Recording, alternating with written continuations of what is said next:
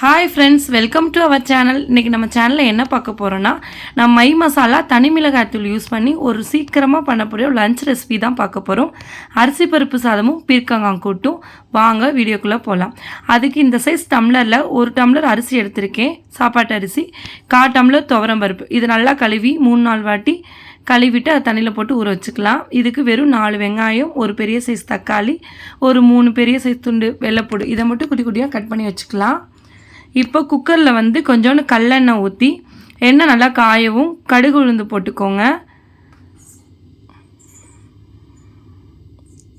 கடுகு நல்லா பொரியட்டும். இதோட கொஞ்சோண்டு ஜீரகமும் மிளகும் போட்டுக்கோங்க. நல்லா பொரியவும் நம்ம கட் பண்ணி வச்சுருக்க சின்ன வெங்காயத்தை போட்டு வெள்ளைப்பூடும் போட்டு நல்லா வதக்கிக்கலாம். நல்லா வதங்கவும் 2 பட்டை வத்தை 2 பச்சை மிளகாய் கீரி போட்டுக்கிறேன் காரத்துக்கு. கொஞ்சம் கருவேப்பிலை போட்டுக்கலாம். போட்டுட்டு இப்போ கட் பண்ண தக்காளியை சேர்த்துக்கோங்க. இது எல்லாத்தையும் நல்லா வதக்கிக்கோங்க. இதில் கொஞ்சோண்டு உப்பு போட்டுக்கலாம். உப்பு நான் காட்டலை, உப்பு போட்டுக்கோங்க. ப்ளஸ் நான் மை மசாலா தனி மிளகாய்த்தூள் 1/2 ஸ்பூன், கொஞ்சோண்டு மஞ்சத்தூள் போட்டுக்கிறேன். பெருங்காயத்தூள் இந்த டயத்தில் கொஞ்சம் போட்டுக்கோங்க.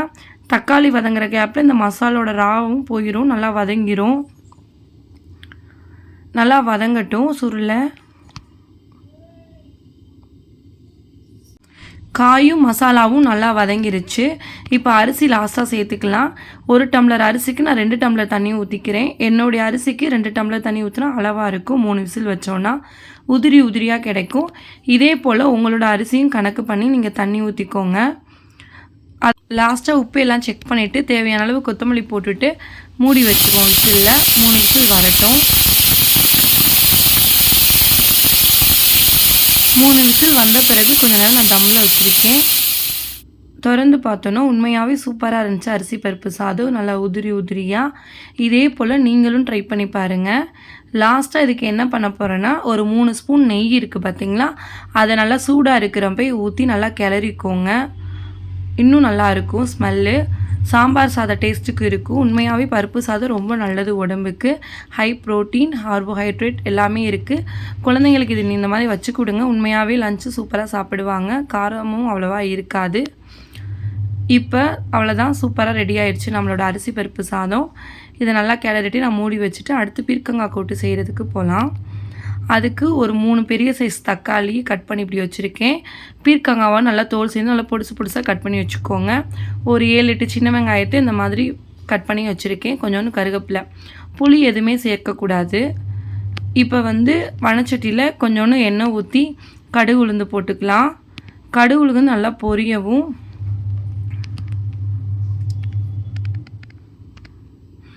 நல்லா பொரிஞ்சிருச்சு. இப்போ நம்ம கட் பண்ணி வச்சுருக்க சின்ன வெங்காயத்தையும் கருவேப்பிலையும் நான் சேர்த்துக்கிறேன்.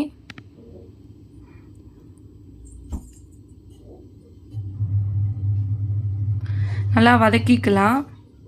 நல்லா வதங்கட்டும் வெங்காயம். இந்த மாதிரி நல்லா வதங்கினவும் நம்ம கட் பண்ணி வச்சுருக்க தக்காளி இருக்கியா, தக்காளி புளிப்பு மட்டும் தான் சேர்க்குறேன். ஸோ அதனால் பெரிய சைஸ் தக்காளி 3 போட்டுக்கிறேன் நான். என்னோடது 2 பெரிய பீர்க்கங்காய். ஸோ 3 பெரிய சைஸ் தக்காளி. இந்த புளிப்பே போதும். மெயின் இதுக்கு தண்ணி ஊற்றக்கூடாது. தண்ணி ஊற்றாமல் இந்த தக்காளி சாறும் அந்த காய் சாத்துலேயுமே தான் வச்சு நம்ம ரெடி பண்ணணும். இப்போ நல்லா கிளறி விட்டுட்டு தேவையான அளவு உப்பு போட்டுக்குவோம். அப்போ தான் சீக்கிரமாக காய் வதங்கும். நல்லா உப்பு போட்டு நல்லா கிளறிக்கோங்க. இதிலே என்னடா தண்ணி இல்லாமல் இருக்குதுன்னு பார்க்காதீங்க. அந்த தண்ணி கொஞ்சம் கொஞ்சமாக இந்த மாதிரி ஆயிரும். நல்லா வதங்கிருச்சு. உண்மையாக சூப்பராக இருக்கும். இதே போல் ட்ரை பண்ணி பார்த்துட்டு எனக்கு எப்படி இது சப்பாத்தி கூட வச்சு சாப்பிடவும் நல்லாயிருக்கும். தயிர் சாதம் எல்லாத்துக்கூடையும். இப்போ நம்ம மை மசாலா தனி மிளகாய்த்தூள் 1/2 ஸ்பூன் போட்டுக்கிறேன். கொஞ்சோண்டு மஞ்சத்தூள். இது எதுவுமே நான் ஆட் பண்ணலை. 1/2 ஸ்பூன் மை மசாலா, கொஞ்சோண்டு மஞ்சள் தூள், இது மட்டும் தான் ஆட் பண்ணியிருக்கேன். நம்ம மை மசாலா தனி மிளகாய்த்தூளில் காஷ்மீரி வத்தல் சேர்த்தனால கலர் நல்லா கொடுக்கும்.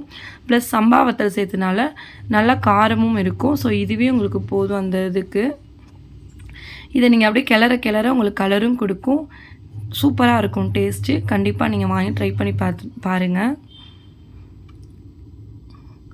நல்லா வதக்கிறப்ப ஸ்மெல்லு சூப்பராக இருக்கும். அந்த பீர்க்கங்காய் ஸ்மெல்லும் ப்ளஸ் அந்த காய்க்கு போட்டிருக்க மசாலும் சேர்ந்து பாருங்கள் எவ்வளோ அழகாக வந்திருக்குன்னு.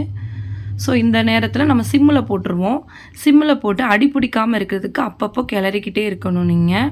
ஏன்னா நம்ம தண்ணி சேர்க்காதனால அடி பிடிக்க வாய்ப்பு இருக்கும். சரி, கிளறிட்டே இருக்கீங்கன்னா இந்த மாதிரி வந்துடும். காய் நல்லா பாருங்கள், காயும் தக்காளி நல்லா மசிஞ்சிருச்சு. அவ்வளோதான், சூப்பரான பீர்க்கங்காய் கூட்டு ரெடி. லாஸ்ட்டாக சாப்பிட்டு பார்க்கலாம். சாப்பிட்டு பார்க்குறதுக்கு உண்மையாகவே ரொம்ப அருமையாக இருந்துச்சு. உதிரி உதிரியான அரிசி பருப்பு சாதமும் சுட சுட பீர்க்கங்காய் கூட்டும்.